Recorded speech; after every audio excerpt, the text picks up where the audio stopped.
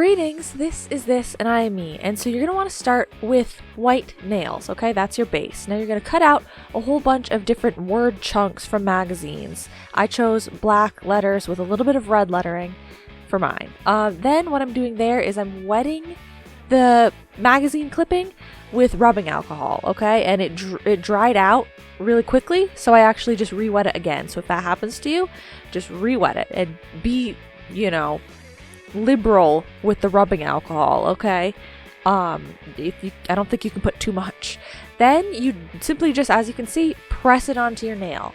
Now, you want to be careful that you don't move it around when you press it on your nail, but also be very firm, okay?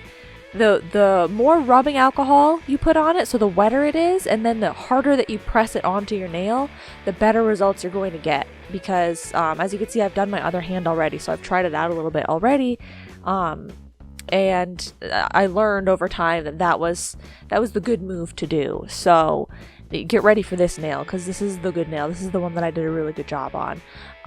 Any moment now. Yeah, that one looks cool. And they look a little bit like more gray right now, but when you put the top coat on top of them, they get a little bit blacker, so they darken a little bit. That's actually what I'm going to do right next, is we're just putting a clear top coat on top of it, and that is it, guys. So yeah, play around with the placement. All the words will be backwards, but it doesn't really matter. People aren't looking at it that closely. But yeah, see, look at that nail. I don't know if you could see. Yeah, see, the ring finger is really black. I did a really good job on that one. So it might take you a couple of tries to get, the hang of it. As you can see, my first hand there, if you pause it on some of those shots, my first hand is wretched. But that's it, guys. Thank you so much for watching. Bye-bye now.